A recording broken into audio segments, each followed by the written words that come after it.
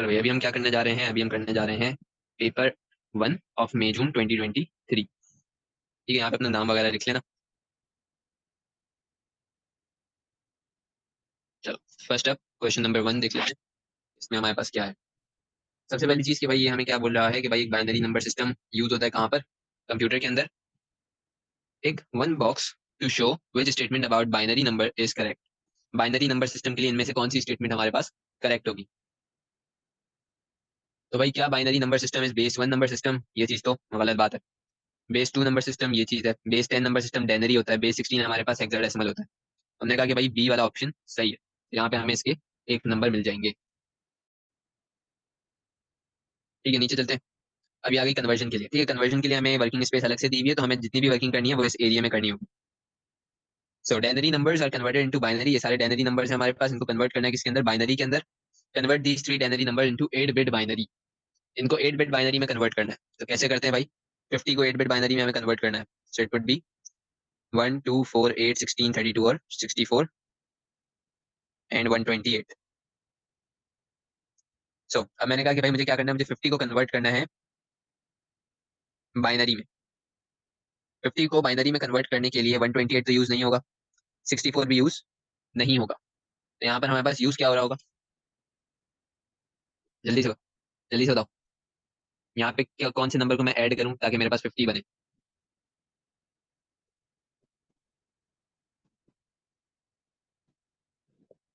ठीक है, तो भाई यहाँ पे मुझे क्या करना है? 32, 16, 8 को ऐड मैं नहीं करूंगा, 4 को भी ऐड मैं नहीं कर रहा, 2 को ऐड कर रहा हूँ। क्योंकि अगर मैं यहाँ पर 32 को ऑन कर देता हूँ, so I need 18 more to get 50। चलो भाई, ये किसके लिए हो गया? ये हमारे पास हो गया 50 के लिए। अगला नंबर हमारा क्या है? 102। अगर मुझे 102 करना है बाइनरी में, तो ये कैसे होगा? ये चीज तो नहीं हो रही। इन दोनों को जब हम ओपन कर देंगे तो हमारे पास क्या बन जाएगा? 96। हमें 102 चाहिए, यानी 6 और चाहिए। तो हमने कहा कि भाई 4 और 2 को ऑन कर देते हैं, तो हमारे पास 102 बना देगा। सिमिलरली आखिरी जो हमारा नंबर है दैट इज 221।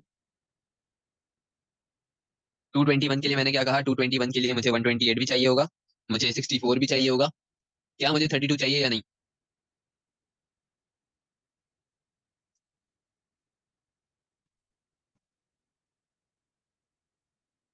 नहीं चाहिए।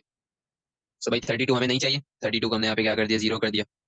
अभी तक ये हमारे पास कितने नंबर हो चुके हैं? 192।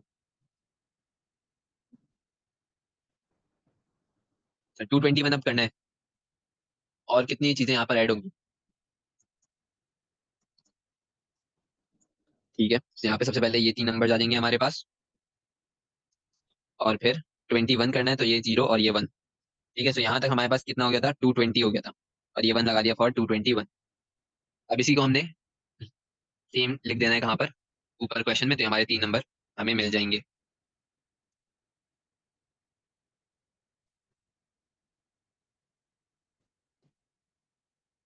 पार्ट सी पर आते हैं। पार्ट सी हमें क्या बोल रहा है कि भाई बाइनरी नंबर स्टोर हो रहे हैं कहाँ पर? रजिस्टर्स के अंदर। Negative denary number can be represented as binary using two's complement. ठीक है, टूज कॉम्प्लीमेंट को यूज करके मैं नेगेटिव डेनरी नंबर्स को किस में कन्वर्ट कर सकता हूँ? बाइनरी के अंदर। So complete the binary register for denary -78। ठीक है, -78 को मुझे किस में रिप्रेजेंट करना है? बाइनरी में रिप्रेजेंट करना है। तो अभी हमने सीखा था एक क्लास पहले। सबसे पहले क्या करेंगे? -78 लिख लेंगे अपने पास। ठीक है, नेगेटिव साइन इग्नोर करना है। इग्नोर करके सबसे पहले क्या कर लेना है भाई? 78 का बाइनरी नंबर लिख लेना है।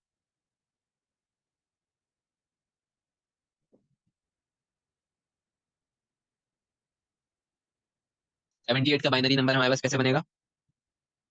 ये आ गया 64। अब कितना चाहिए? 14। 10 और ये आ गया 14।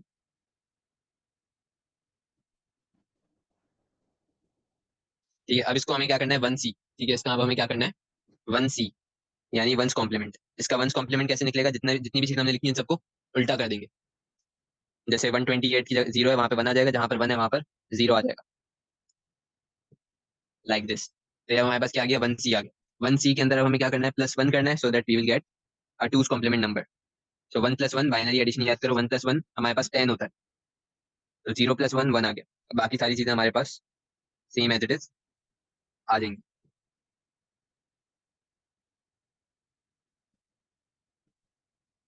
ये हमारा क्या आ गया, ये हमारे पास आ गया -1 -78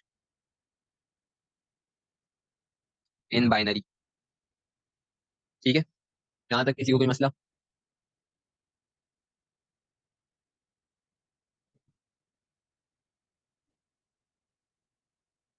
अब ये सबसे आसान काम बाइनरी एडिशन का, बाइनरी एडिशन कर लेते हैं।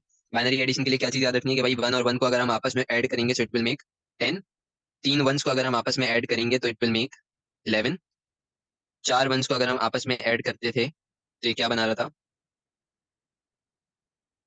100। ठीक है, इसकी लॉजिक मैंने क्लास में दे दी थी। हाँ, पहला क्वेश्चन हमेशा इसी तरीके का होगा, आसान होगा। सो अब इसको ऐड करना है भाई, 1+1 क्या आएगा भाई, 10 आ जाएगा। अगेन 1+1 दोबारा से यहाँ पर क्या आ जाएगा, 10 आ जाएगा।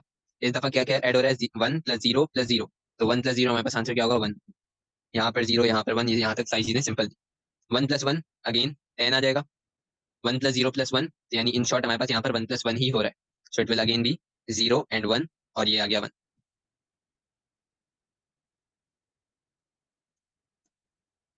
ठीक है, तो ये हमारे पास है बाइनरी एडिशन का क्वेश्चन। 3 नंबर हमारे इधर हो जाएंगे, 2 नंबर हमारे पास यहाँ पर आ जाएंगे। अब आते हैं पार्ट ई के ऊपर। Part E, 2 binary numbers are added by a computer and an overflow error occurs. ठीक है, ओवरफ्लो हो रहा है एडिशन करने पर। एडिशन करने पर ओवरफ्लो होने का क्या मतलब है कि भाई हमारे पास यहाँ तक है बिट, ठीक है, यानी टोटल 8 बिट्स है हमारे पास रजिस्टर के अंदर। ओवरफ्लो का मतलब होता है कि भाई एक एक्स्ट्रा बिट हमारे पास बन रही है जो कि हमारे रजिस्टर में फिल नहीं हो सकती, क्यों, क्योंकि हमारा रजिस्टर पहले से फिल हुआ हुआ है। ठीक है, हमारा रजिस्टर यहाँ पे क्या हुआ है, पहले से फिल हुआ हुआ है। तो अब क्या करना है भाई, अब यहाँ पर ये जो एक एक्स्ट्रा बिट होगी, फॉर एग्जाम्पल ये एक ओवरफ्लो बिट आ गई, तो ये जो एक एक्स्ट्रा बिट होगी, तो ये बिट कहाँ जाएगी भाई, ये बिट हमारे पास क्या जाती है, लॉस्ट हो जाती है। तो अब हमें एक्सप्लेन करना है कि भाई ये ओवरफ्लो अकर क्यों हो रहा है। सबसे पहली चीज कि जितने भी हम इसके अंदर नंबर स्टोर कर सकते हैं दैट विल बी 255। ठीक है, 255 मैक्सिमम हो सकता है जो कि इसमें जाएगा। कैसे कि भाई तुम लोग क्या करो, सबसे पहले ये आ गया हमारे पास 8 बिट रजिस्टर, सबको अगर मैं ऑन कर देता हूँ, ठीक है, सारी बिट्स मैंने ऑन कर दी, फॉर इंस्टेंस ये सारी 8 बिट्स थी। तो अगर अब इसको हम काउंट करें, 1 2 4 8 16 32 64 और 128, जब इन सबको तुम लोग ऐड करोगे तो तुम लोग के पास जो आंसर आएगा दैट विल बी 255। ठीक है, 255 आंसर आएगा। तो अगर एक एक्स्ट्रा बिट है जो कि लॉस्ट हो रही है, फॉर एग्जाम्पल ये एक ओवरफ्लो एक्स्ट्रा बिट है जो कि यहाँ से क्या हो रही है, लॉस्ट हो रही है, तो इसका क्या मतलब है कि भाई जो हमारा नंबर ऐड होकर जो प्रोडक्ट हमारे पास बन रहा है, जो सम हमारे पास बन रहा है, वो 255 से क्या होगा, ज्यादा होगा, जिसकी वजह से जो 255 का रजिस्टर है उसके अंदर वो चीज या वो नंबर ऐड नहीं हो सकता। माइट पॉसिबल 256 हो, माइट पॉसिबल 257 हो।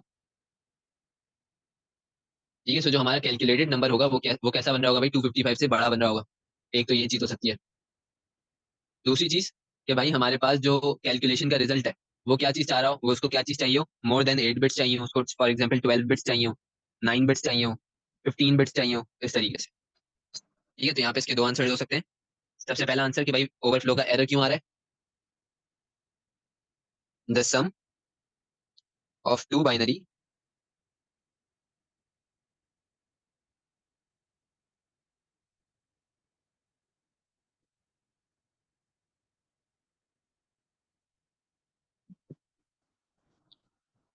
Greater than 255। ये तो हमारा पहला आंसर आ गया। दूसरा आंसर हमारे पास क्या होगा कि भाई हमारी जो बिट्स हैं वो हमें ज्यादा चाहिए। अगर 8 बिट्स हैं तो हमें 8 से ज्यादा बिट्स चाहिए in order to represent the whole answer.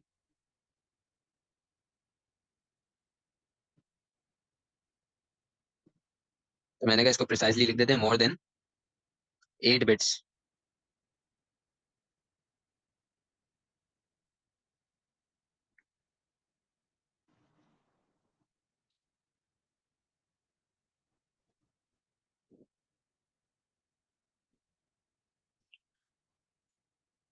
ठीक है भाई, यहाँ तक किसी को कोई मसला?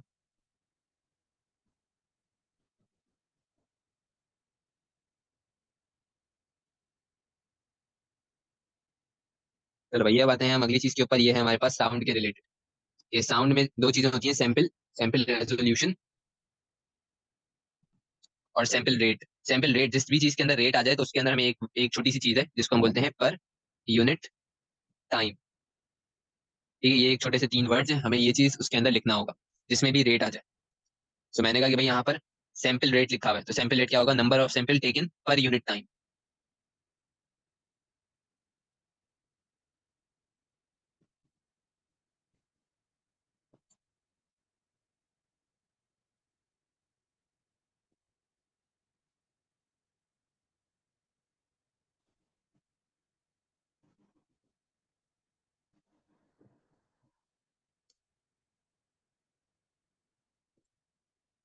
ठीक है, दूसरी चीज क्या है भाई, सैंपल रेजोल्यूशन।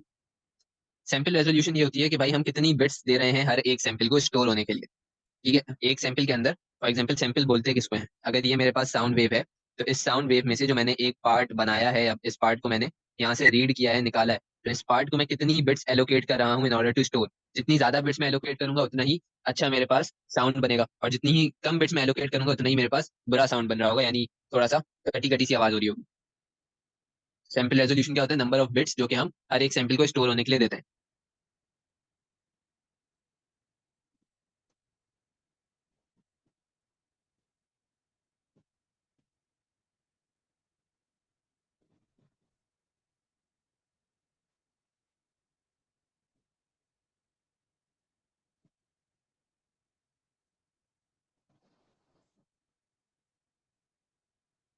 अच्छा भाई, अगली चीज कि भाई अगर मुझे किसी भी साउंड फाइल को कंप्रेस करना है, कंप्रेस करने का मतलब कि मैं उसको क्या कर रहा हूँ, मैं जो फाइल साइज है उसको छोटा कर रहा हूँ। ठीक है, अगर वो मेरे पास फाइल साइज 5 MB का था, तो वो मैं उस फाइल साइज को क्या कर रहा हूँ, 2.5 MB का कर रहा हूँ, छोटा कर रहा हूँ। तो इसको हम बोलते हैं compression. So identify which type of compression can be use to compress a sound file. Sound file को कंप्रेस करने के लिए मैं कौन सी कंप्रेशन टेक्निक यूज कर सकता हूँ।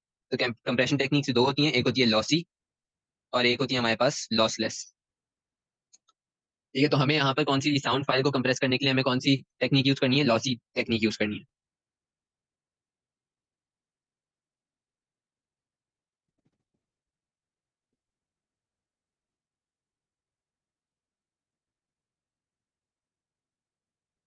ठीक है, अब आते हैं पार्ट सी के ऊपर।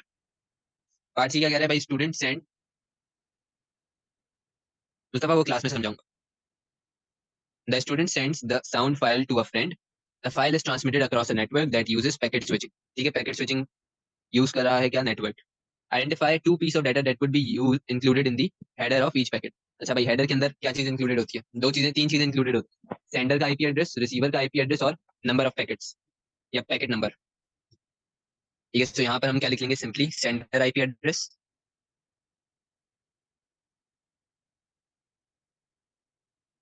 दूसरी चीज रिसीवर्स आईपी एड्रेस।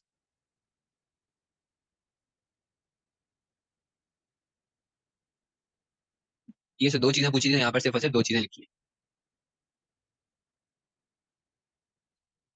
अच्छा भाई, how file is transmitted using packet switching. तो भाई पैकेट स्विचिंग को यूज करते हुए फाइल कैसे ट्रांसमिट हो रही है, 5 मार्क का हमारा क्वेश्चन है। तो हमने कहा कि भाई किस तरीके से फाइल ट्रांसफर होगी, इसके कुछ हमने रूल्स पढ़े थे। सबसे पहले क्या होगा, डाटा हमारा पैकेट्स में टूट जाएगा, डाटा ब्रेक होगा किसमें, पैकेट्स में। ठीक है, फिर उसके बाद क्या हो रहा था, हर एक पैकेट जो हमारा है उसको डिफरेंट रूट पे हम सेंड कर रहे थे, हर एक पैकेट के लिए सेपरेट रूट होता था, और इस रूट को कौन देख रहा होता है, राउटर देख रहा होता है। ठीक है, फिर जो पैकेट रिसीवर के पास जाएगा वो आउट ऑफ ऑर्डर होगा, रिसीवर उसको दोबारा से ऑर्डर के अंदर लेकर आएगा। कोई भी अगर उसके अंदर पैकेट में कोई चीज लॉस्ट हो गई हो, कोई सा पैकेट लॉस्ट हो गया हो, तो फिर हम क्या करते हैं, दोबारा से सेंड करते हैं। बेटा 5 मार्क का क्वेश्चन है, तो इस चीज को लिख लेते हैं। Data is break down in form of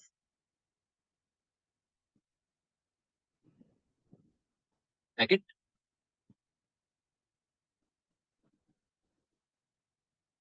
each packet is sent on different root.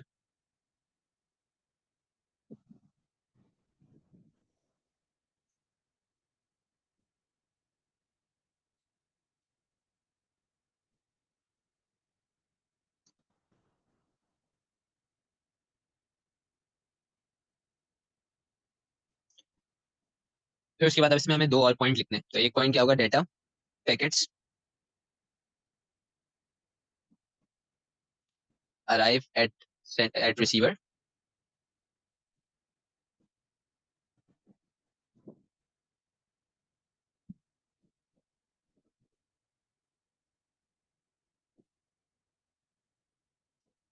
तीसरी चीज रिसीवर,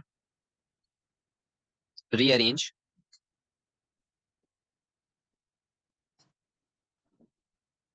पैकेट। ठीक है, तो ये 5 पॉइंट्स हैं और इसी के रिलेटेड हमारे पास क्वेश्चन आ सकते हैं। थोड़ा सा वो घुमा देगा कि भाई एक फाइल है, उस फाइल को हमें पैकेट स्विचिंग से सेंड करना है, तो रिसीवर के पास जो फाइल पहुंची है वो गलत पहुंची है। अब हमें बताओ कि भाई किस तरीके से फाइल ट्रांसमिट हो रही है पैकेट स्विचिंग के थ्रू। तो सारी चीजें यही आएंगी। लास्ट में एक चीज आ जाएगी कि भाई अगर हमारी जो फाइल है वो आउट ऑफ, या फिर अगर हमारी फाइल सही से नहीं पहुंची है रिसीवर पे, तब होगा क्या कि भाई वो फाइल दोबारा से रीसेंड करेगा कौन, सेंडर। ये बात क्लियर हो गई।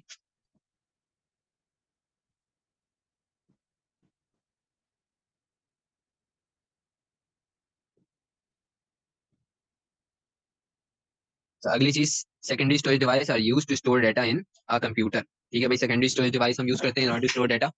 सेकेंडरी स्टोरेज डिवाइस में कौन कौन सी डिवाइसेज आती हैं हमारे पास? हार्ड डिस्क और SSD. Circle three component that are secondary storage device. ठीक है, तो भाई रजिस्टर तो हो नहीं सकता, सेंसर भी नहीं हो सकता, एसएसडी होगा। फिर उसके बाद हार्ड डिस्क ड्राइव होगा, सीपीयू भी नहीं हो सकता, रैम भी नहीं हो सकता और रोम भी नहीं हो सकता। तो अब तीसरा हमारे पास करना है, वो कौन बचा? Compact disc. ठीक है भाई, ये भी हमारे पास as a secondary storage device use होगा।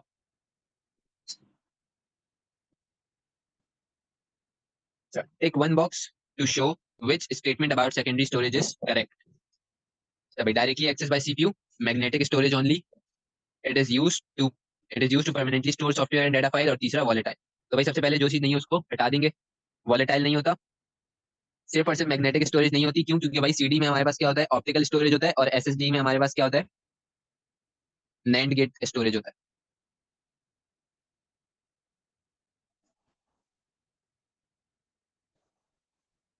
ठीक है, फिर उसके बाद आगे बढ़ते हैं।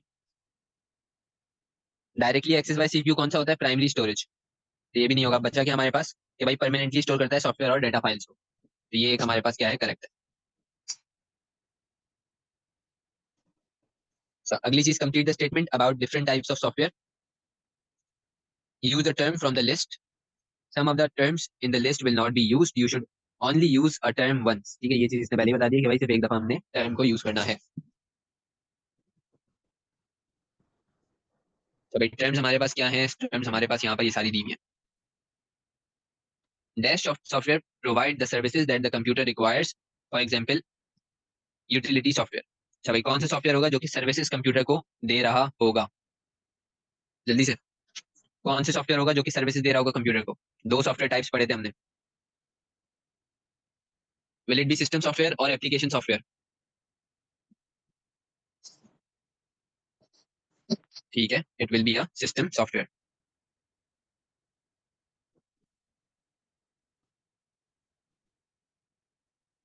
तो भाई अगली चीज, dash software will run on the operating system. कौन सा सॉफ्टवेयर हमारे पास रन होगा ऑपरेटिंग सिस्टम पे? Application software.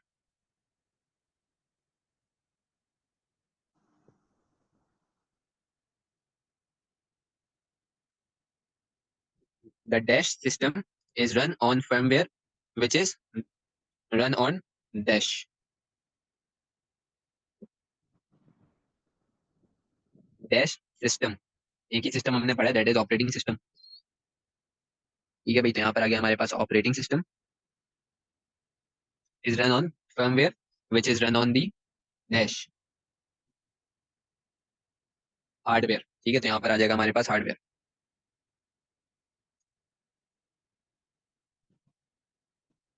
ये हमारे 4 मार्क का क्वेश्चन हो गया। तो ये रहा हमारे पास सबसे अच्छा सवाल, दैट इज ऑफ सेंसर। सबसे पहले तो हमने ये पढ़ लेना है कि यहाँ पर ये क्या बात कर रहा है। A farm has an automated drinking system. ये भाई ऑटोमेटेड ड्रिंकिंग सिस्टम है for animal. The drinking system has a water bowl, कि भाई वाटर बॉल है इसके पास, and contains the water. When the water bowl is empty, जब water bowl हमारे पास एम्प्टी हो जाएगा, it is automatically refilled. The system uses a sensor and micro processor. Most appropriate sensor for this system? नहीं Umar, pH sensor नहीं होगा। PH sensor होता है सॉइल के अंदर पीएच और एसिडिटी और अल्कैलिनिटी को चेक करने के लिए।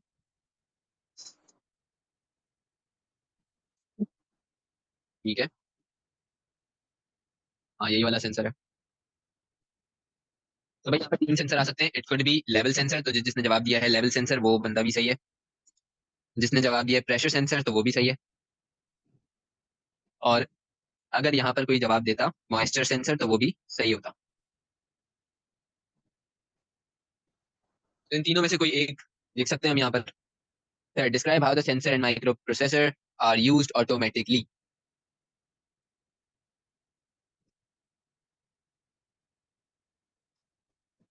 तो भाई इसके लिए हमने कुछ 6 पॉइंट्स पढ़े थे, और वो 6 पॉइंट्स हमारे क्या है इस 6 मार्क क्वेश्चन का आंसर। सबसे पहला पॉइंट क्या था कि भाई जो हमारा सेंसर है वो सबसे पहले क्या करेगा, डेटा सेंस करेगा।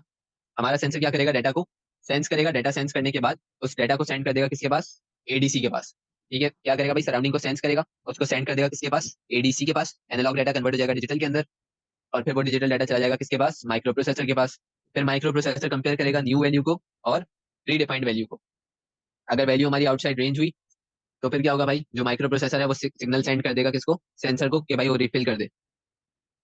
और अगर इन इन रेंज हुई तो फिर वो उसको कुछ भी नहीं करेगा, इग्नोर कर देगा। अब इसी चीज को कैसे लिखेंगे वो मैं यहाँ पर लिख के दिखा देता हूँ।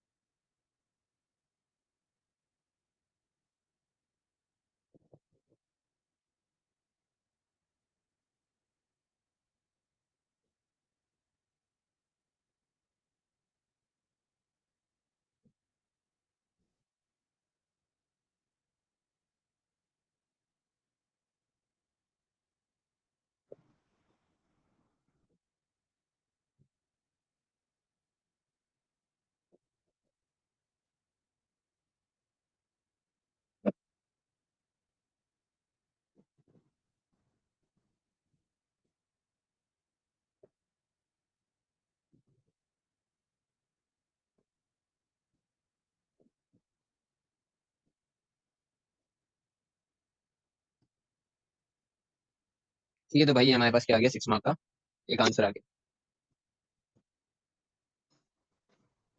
इस आंसर में किसी को कोई क्वेश्चन?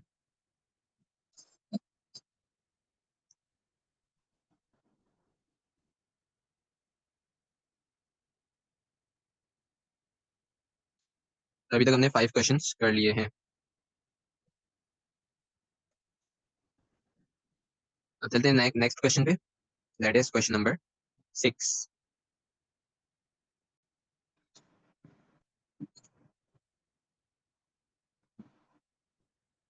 अभी क्वेश्चन नंबर 6 हमारे पास क्या है, user want to connect their network, their computer to a network. ठीक है भाई, अगली चीज, identify the component in the computer that is needed to access a network. तो वो कौन सा कंपोनेंट होगा जिससे हम नेटवर्क को एक्सेस कर सकते हैं। तो भाई इस नेटवर्क को एक्सेस करने वाली डिवाइस का नाम क्या है, इस नेटवर्क को एक्सेस करने वाली डिवाइस को बोलते हैं नेटवर्क इंटरफेस कार्ड, एनआईसी। ठीक है, सो अगर कोई एनआईसी लिखता है तो वो भी एक्सेप्टेबल है, और अगर वायरलेस एनआईसी लिखता है तो वो भी एक्सेप्टेबल है, दोनों का मतलब एक ही होता है।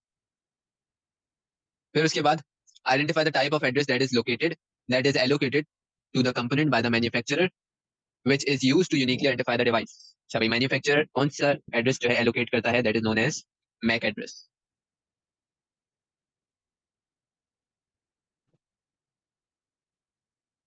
ठीक है, MAC address is allocated by the manufacturer. फिर उसके बाद part B, A dynamic internet protocol address is allocated to the computer when it is connected to network.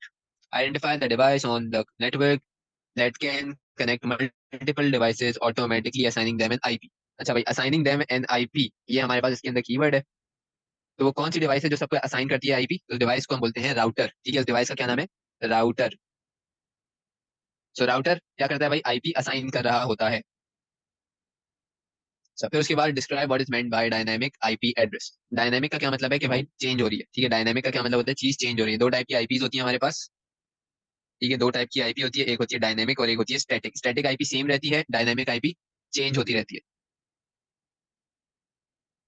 ठीक है, तो यहाँ पर किसकी बात हो रही है? यहाँ पे बात हो रही है हमारे पास डायनेमिक आईपी एड्रेस की।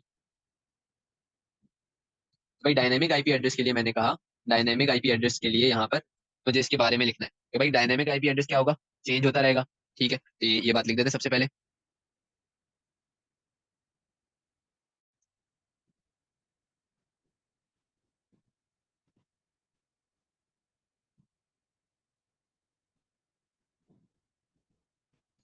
ठीक है, अच्छा चेंज किस शर्त पर होगा हमारे पास? तो भाई वो हमारे पास ये है कि डायनेमिक आईपी चेंज होगी जब भी हम दोबारा से किसी नेटवर्क पे कनेक्ट होंगे, या जैसे फॉर एग्जांपल मैंने क्या किया, इंटरनेट ओपन किया अपना। ठीक है, तो मुझे एक आईपी एड्रेस मिला हुआ है। सो फॉर इंस्टेंस मैं डायनेमिक आईपी यूज कर रहा हूँ, तो मुझे एक आईपी एड्रेस पहले से मिला हुआ है।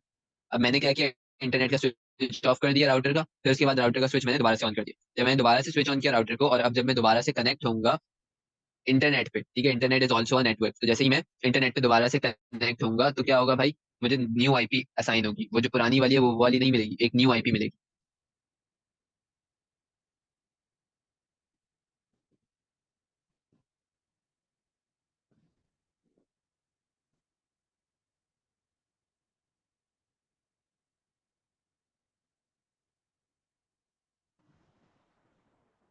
ठीक है, तो ये 3 नंबर का है, ये हमारे पास यहाँ पर इसके क्या आ गए? 2 मार्क्स आ गए। अब भाई 1 मार्क कहाँ से आएगा? 1 मार्क इसकी डेफिनेशन लिखने का आएगा कि भाई आईपी एड्रेस करता क्या है। Uniquely identify a device.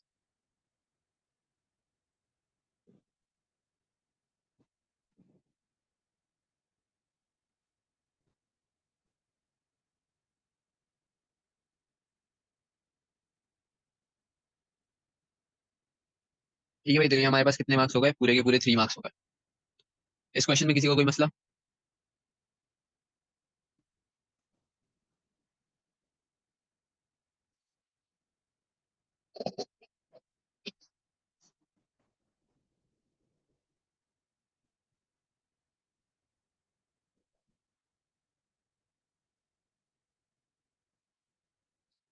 हाँ भाई जल्दी जवाब दो। ये समझ आ गया सबको? ठीक है, आगे बढ़ते हैं। Programmer use low level language to write a computer program for vending machine. ठीक है, तो एक हमारे पास वेंडिंग मशीन है। इसके लिए एक प्रोग्रामर लो लेवल लैंग्वेज का यूज करके कंप्यूटर प्रोग्राम लिखता है। लो लेवल लैंग्वेज में कौन सी लैंग्वेज आती है हमारे पास? मशीन कोड और assembly language. Describe what is meant bye a low level language. तो भाई लो लेवल लैंग्वेज हमारे पास क्या है? जिस चीज को हम बोलते हैं लो लेवल लैंग्वेज, जिसके अंदर हमारे पास क्या आ रही हो? मशीन कोड आ रही हो और असेंबली लैंग्वेज आ रही हो। ये सबसे पहला पॉइंट हो गया। और दूसरा, ये क्या होना चाहिए? Close to computer language. ठीक है, ये क्या होना चाहिए? It should be close to binary या close to computer understandable language. तो इसको मैं यहाँ पर लिख देता हूँ।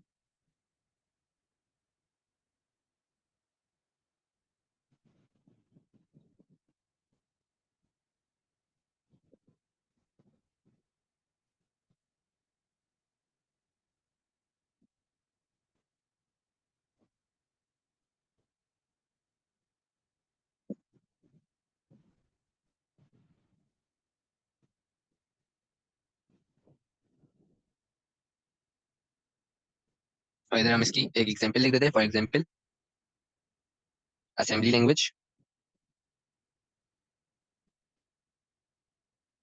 And machine code.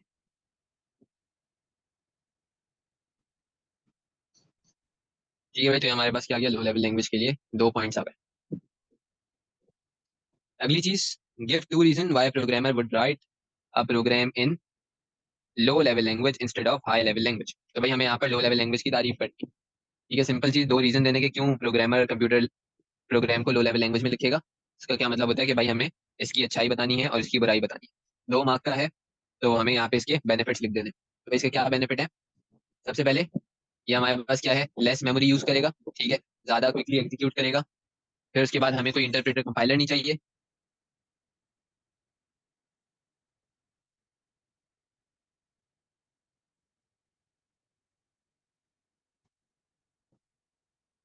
ठीक है,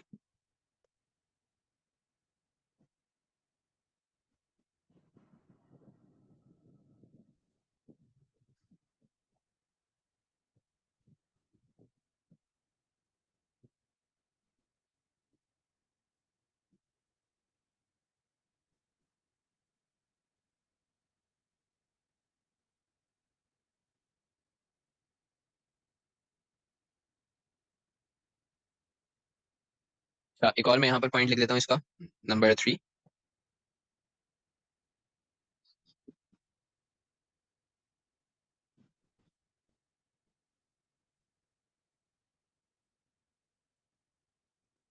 एग्जीक्यूट फास्टर।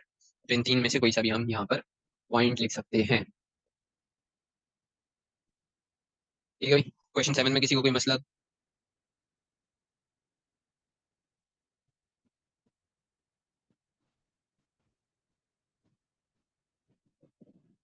ठीक है, so भाई, manager at the company is connected is concerned about a brute force attack on its employee user account. ठीक है भाई, ब्रूट फोर्स अटैक की यहाँ पे बात हो रही है। Describe how brute force attack can be used to gain access to employer user account. हाँ भाई, ब्रूट फोर्स अटैक में हमारे पास क्या होता था?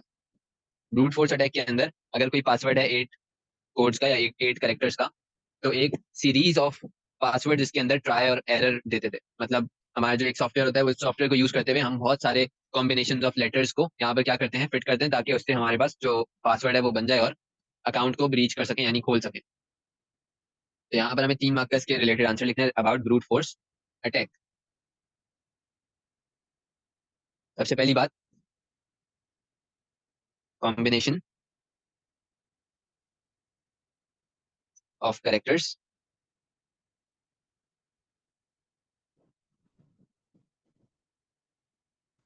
Are entered repeatedly.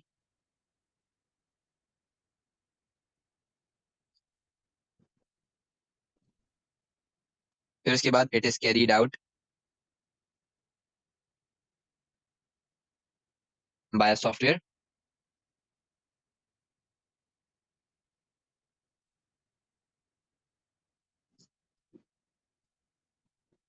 फिर उसके बाद इट इज डन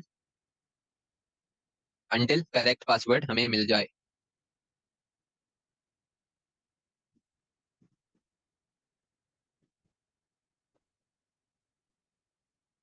ठीक है, सो जो वहां पे हमने पढ़ा था उसी को हमने यहाँ पर तोड़ तोड़ के लिख दिया।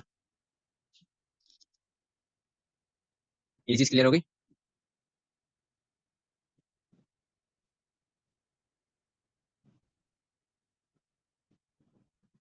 ठीक है। One possible aim for carrying out brute force attack is to install malware onto the company. State 2 other aims for carrying out brute force attack to gain access to employee user account.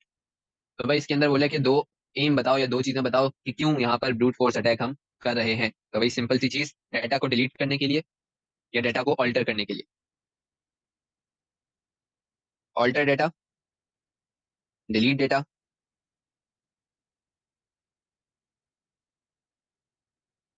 ठीक है, तो ये दो चीजें हो गई हमारे पास।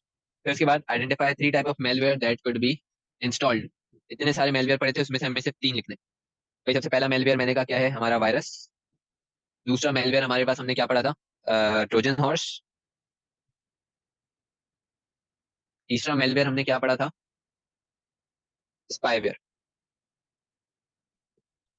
तो भाई हमारे 3 मेलवेयर आ गए। ये 2 security solutions that could be used to help prevent the brute force attack being successful. तो भाई कौन सी ऐसी दो चीजें करेंगे हम जिससे ब्रूट फोर्स अटैक को हम क्या कर सकें, रोक सकें? तो भाई सबसे पहली चीज, हम यहाँ पर फायरवॉल यूज कर सकते हैं। दूसरी चीज कि हम यहाँ पर क्या कर सकते हैं, स्ट्रॉन्ग पासवर्ड से सेट कर सकते हैं। और तीसरी चीज हम यहाँ पर क्या कर सकते हैं भाई, biometric. Set a strong password या फिर बायोमेट्रिक। और दूसरा काम क्या था कि भाई यूज फायरवॉल।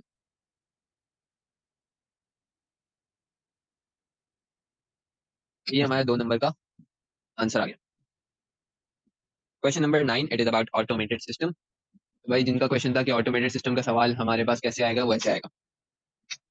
हाँ, प्रॉक्सी सर्वर भी हम यूज कर सकते हैं, वो भी अलाउड है। तो यहाँ पर तो सिर्फ 2 चीजें लिखनी है, तो यूज हम बहुत सारी चीजें कर सकते हैं। हम बायोमेट्रिक को भी यूज कर सकते हैं, पासवर्ड को स्ट्रॉन्ग कर सकते हैं, फिर उसके बाद फायरवॉल यूज कर सकते हैं, फिर उसके बाद हम यहाँ पर जो है प्रॉक्सी सर्वर को यूज कर सकते हैं, फिर उसके बाद हम लिमिट्स लगा सकते हैं कि कितनी दफा लॉग इन करना है। लिमिट के बाद एक टाइमर होता है। तो जैसे कि अभी फोन के अंदर होता है, आईफोन्स में होता है कि भाई अगर 5 अटेम्प्ट हैं, 5 अटेम्प्ट में नहीं खोला तो फिर वो लॉक कर देता है मोबाइल को। तो इस टाइप की चीजें हम कर सकते हैं। ठीक है, सो क्वेश्चन नंबर 9 पर आते हैं।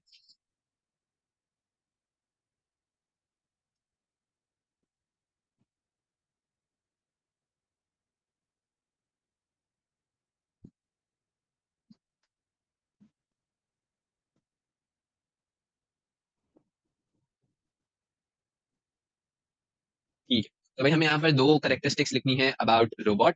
पहली कैरेक्टरिस्टिक्स इसने खुद ही बता दी है, 3 होती थी। तो 3 में से 2 हमें यहाँ पर लिखनी है। पहली क्या बताई है? प्रोग्रामेबल होता है। ठीक है, तो एक एक चीज तो इसने हमें बता दी। दूसरी क्या है कि भाई हमारे पास इजी था कि भाई इसका एक स्ट्रक्चर होगा, कौन सा? Mechanical structure.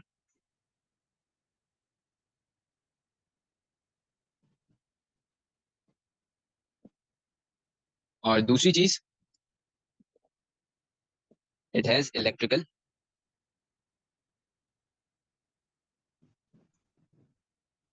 कंपोनेंट्स। ठीक है, इलेक्ट्रिकल कंपोनेंट्स होंगे इसके अंदर, जैसे कि एक्चुएटर वगैरह हो गया, और भी जितने इलेक्ट्रिकल कंपोनेंट्स होते हैं वो सब हो सकते हैं इसमें। और दूसरा मैकेनिकल स्ट्रक्चर होगा इसका। आरटी में कोई मसला?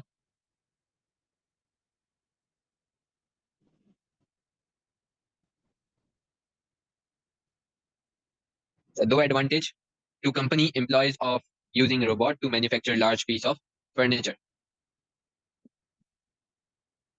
ठीक है भाई, दो इसके एडवांटेज क्या होंगे? ये एम्प्लॉयज को कौन से 2 एडवांटेज मिलेंगे अगर हम रोबोट यूज कर रहे हैं लार्ज फर्नीचर को बनाने में? हाँ भाई, जल्दी से बताओ, ऐसे कौन से 2 एडवांटेजेस हो सकते हैं?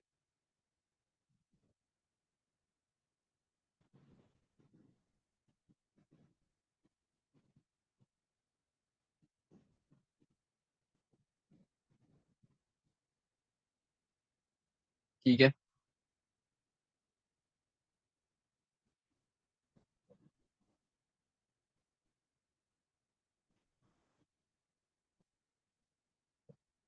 तो भाई यहाँ पर हमारे पास सबसे पहला क्या आ जाएगा? नहीं, लेबर तो उतनी ही है। जो लोग लेस लेबर बोल रहे हैं, लेबर तो हमारे पास उतनी ही है। हमें ये बताने कि अगर रोबोट यूज होगा कंपनी के अंदर तो एम्प्लॉयज को किस तरीके से एडवांटेज मिलेगा। तो भाई एम्प्लॉय को ये एडवांटेज मिलेगा कि जो हैवी चीज उठानी है, बल्कि आइटम उठाना है, तो वो बल्कि आइटम उठाने में उनको उठाने की जरूरत नहीं है, वो रोबोट उठा लेगा। दूसरी चीज कि भाई जब ये छोटे मोटे काम रोबोट कर रहा है, उठा रहा है चीजों को इधर से उधर लेके जा रहा है, तो फिर जो एम्प्लॉयज हैं वो जो मोर यूजफुल काम है या जो जिसके अंदर ज्यादा स्किल रिक्वायर है, वो काम कर सकते हैं। ठीक है, और फिर जो अगर फॉर एग्जाम्पल कोई रिपीटेड टास्क है कि एक टास्क हमारे पास है जिसको मुझे बार बार करना है, तो वो टास्क भी उनको करने की एम्प्लॉयज को जरूरत नहीं है। और ये जैसे फॉर एग्जाम्पल कोई डेंजरस टास्क है, कोई पीस कट करना है, और उसमें ये है कि भाई फिंगर आ सकती है, तो ये वाले इस टाइप के टास्क भी रोबोट देख लेगा। सबसे पहली चीज, no need to lift bulky objects. ठीक है, फिर उसके बाद हमारे पास,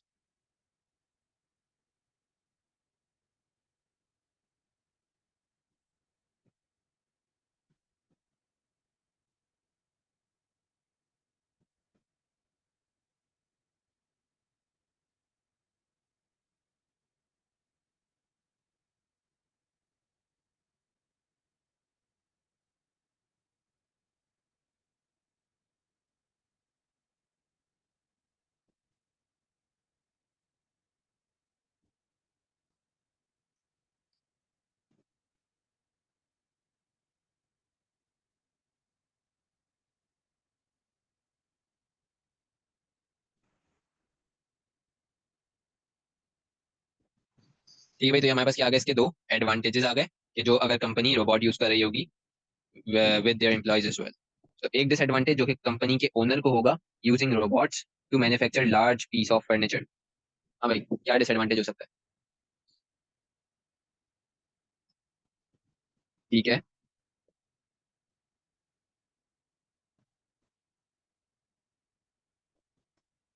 ठीक है। तो भाई एक्सपेंसिव टू सेटअप, दूसरा हाई मेंटेनेंस कॉस्ट। दोनों में से कुछ भी लिख सकते हैं। एक्सपेंसिव टू सेट अप और दूसरा क्या है? High maintenance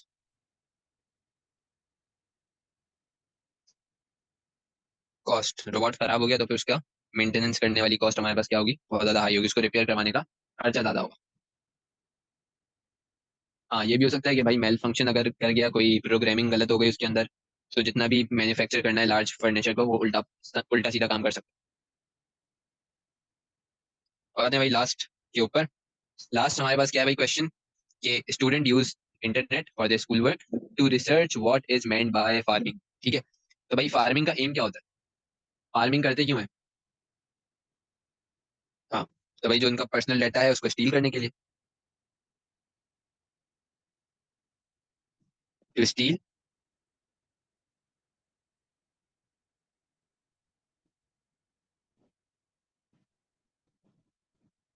personal data. हाँ, ये लास्ट क्वेश्चन है। फिर उसके बाद हमें यहाँ पर एक एनोटेट डायग्राम बनानी है to represent the process of farming. ठीक है, बहुत आसान है, अभी करके दिखा। तो उससे पहले यहाँ पर आ जाओ। Purpose of a web browser, student uses a web browser to access data on internet. Web browser का पर्पस क्या होता है?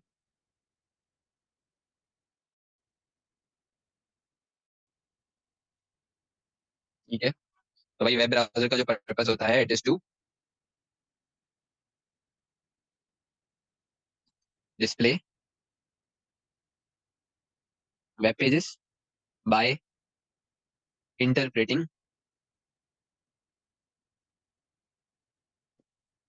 HTML document. ठीक है, 2 मार्क का है तो यहाँ पे 2 चीजें लिखनी पड़ेंगी। तो एक क्या हो जाएगा हमारे पास कि भाई डिस्प्ले करेगा वेब पेज, और दूसरा इंटरप्रेट करेगा क्या? HTML document. 3 function of web browser, सबसे पहले इसने पहले ही बता दिया कि भाई स्टोरिंग कुकीज इसने पहले ही बता दिया, दोबारा लिखने की जरूरत नहीं है। 3 फंक्शन इसके क्या होंगे? यूजर हिस्ट्री देता है, फिर उसके बाद इसके अंदर हमारे पास बुकमार्क्स होंगे, और मल्टीपल टैब्स होते हैं हमारे पास। गूगल को अपने दिमाग में ले आना। हाँ, HTTP प्रोटोकॉल्स होती हैं इसके अंदर। तो भाई यहाँ पे हम क्या लिख सकते हैं? प्रोवाइड बुकमार्क्स, फिर उसके बाद security protocol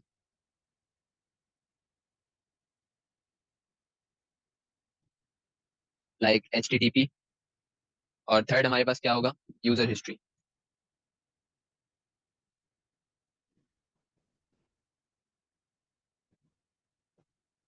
part E, student visits a website that uses session cookie instead of persistent cookie. Session cookie में क्या होता है कि भाई जो हमारा हमने जैसे ही टैब क्लोज किया तो सेशन खत्म, तो उसकी कुकीज खत्म, खुद ही डिलीट हो जाएंगी।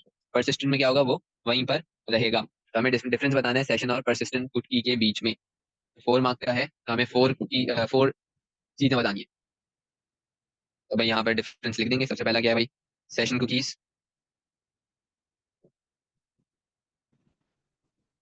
आर स्टोर्ड, टेम्परेरीली स्टोर होंगी, स्टोर्ड ऑन रैम। ठीक है। While persistent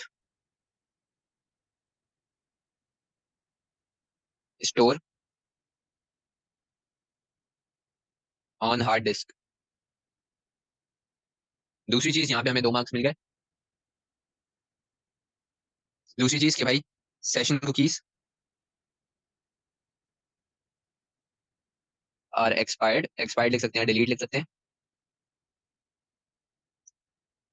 when tab is closed,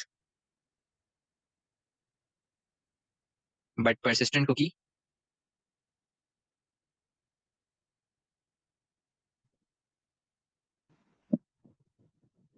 is deleted by user from HDD। ठीक है भाई, तो हमारे पास यहाँ पे हमें इसके 4 मार्क्स मिल गए, ये 4 पॉइंट्स लिखने के। यहाँ तक बात क्लियर है? चलो भाई, अब आते हैं ऊपर डायग्राम के ऊपर। ये हमारे पास बहुत आसान डायग्राम आती है। हमें यहाँ पर क्या करना है, draw and annotate a diagram to represent farming. ठीक है, बस फार्मिंग को अपने दिमाग में रखो, तो जो हम फार्मिंग लिखते थे ना, वो हम यहाँ पे हमें बनाकर दिखाना है इन टर्म्स ऑफ बॉक्सेस।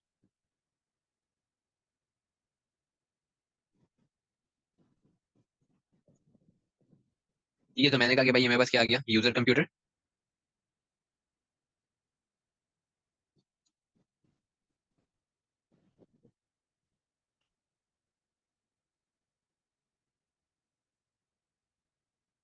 अब होता क्या है कि भाई यूजर ने यहाँ पर क्या किया,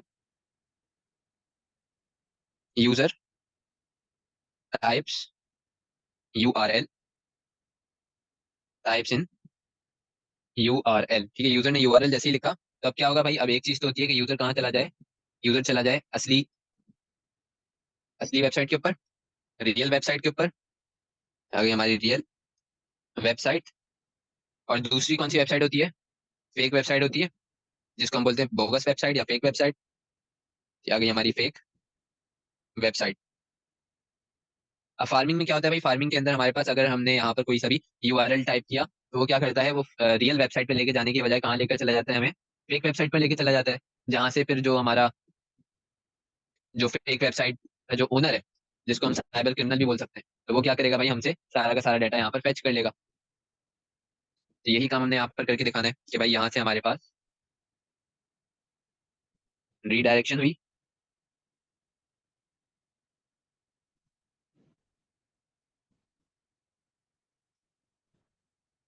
टू फेक वेबसाइट। ठीक है, सो हमने जो URL लिखा था, फॉर एग्जाम्पल मैंने यहाँ पर लिखा था youtube.com। तब क्या हुआ कि भाई ये यहाँ से यूट्यूब, असली वाले यूट्यूब पे जाने के बजाय क्या होगा, यहाँ से रीडायरेक्ट हो जाएगा कहाँ पर, फेक वेबसाइट के ऊपर, और मुझे कहाँ लेके चला जाएगा, फेक वेबसाइट के ऊपर लेके चला जाएगा। ठीक है, अच्छा, अब क्योंकि ये मुझे फेक वेबसाइट पे लेके जा रहा है, तो I have to show it as a dotted line. ठीक है, ये लाइन मैं इसको क्या कर रहा हूँ, डॉटेड डॉटेड कर रहा हूँ, क्योंकि ये मुझे रियल वेबसाइट की जगह कहाँ लेके जा रहा है, फेक वेबसाइट पे। अच्छा, उसके बाद अगर हम याद करें, तो भाई हमने जो फार्मिंग पढ़ी थी, उसके अंदर जो लिंक है वो कौन सेंड करता है हमारे पास,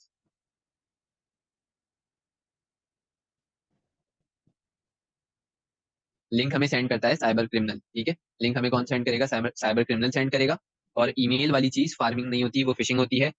और लिंक वाली चीज हमारे पास क्या होगी, फार्मिंग होगी। ठीक है, तो यहाँ पर हमारे पास एक लिंक होती है, जो कि कौन सेंड कर रहा होता है हमें, साइबर क्रिमिनल। उस लिंक के अंदर क्या होता है, मेलेशियस कोड होता है। ठीक है, तो जिसने मेरे साथ पढ़ा है उसको याद आ गया होगा अभी तक। तो मैंने कहा कि भाई हमारे पास क्या है, malicious code. User receives the link या अटैचमेंट विच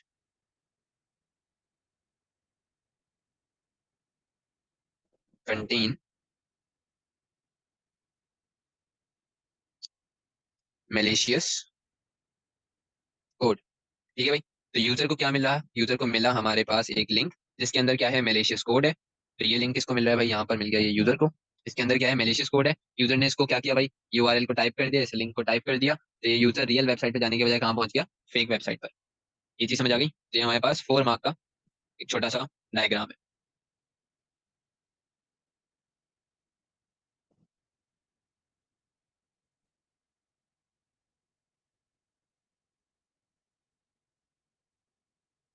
मौजम मुस्तफ़ा, क्लियर है?